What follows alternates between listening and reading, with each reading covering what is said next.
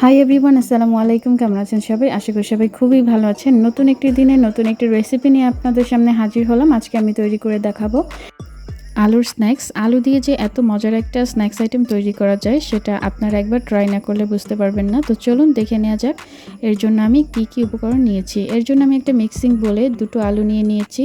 এখানে আমি সিদ্ধ করে নিয়েছি আলুগুলো। সিদ্ধ করে তারপরে আমি এখানে ম্যাশড করে নিচ্ছি আলুটা। আলুটাতে কোনো রকম দানা থাকা যাবে না, একদম ভালো মিহি করে ম্যাশ করে নিতে হবে। তারপরে আমি এখানে কর্নফ্লাওয়ার দিয়ে দিচ্ছি। এখানে আমি 4 টেবিল চামচ কর্নফ্লাওয়ার নিয়েছি আর অল্প একটু লবণ দিয়ে দিয়েছি।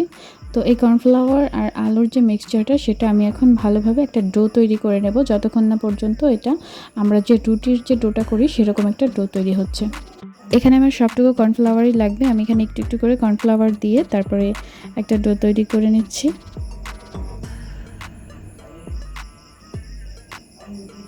এখানে আমি 4 টেবিল চামচ কর্নফ্লাওয়ার নিয়েছিলাম, সেটা সম্পূর্ণই এখানে লেগে যাবে। দেখলাম যে না, এখানে নরম আছে এখনও। তো তারপরে সবটুকু কর্নফ্লাওয়ার নিয়ে আর একটু ভালো করে মিক্স করে নিচ্ছি।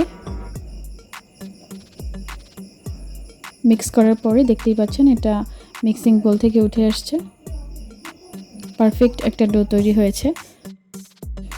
তারপরে আমি একটু একটু করে ডো নিয়ে এখানে গোল গোল করে নিচ্ছি, এখানে যেন কোনো ক্র্যাক না থাকে।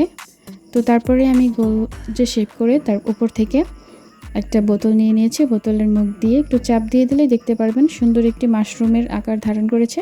এটা একদম দেখতে মাশরুমের মতো। তো এভাবেই আমি সবগুলো বানিয়ে নিচ্ছি।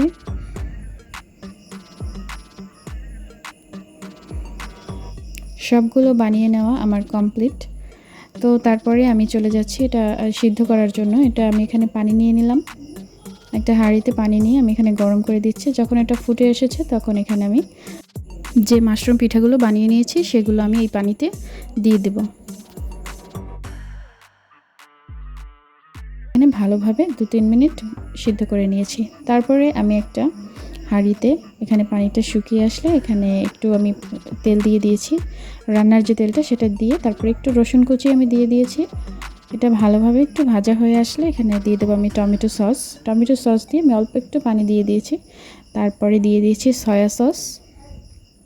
এখানে আমি 1 টেবিল চামচ নিয়েছি টমেটো সস, আর সয়া সস নিয়েছি আমি এখানে হাফ টেবিল চামচ।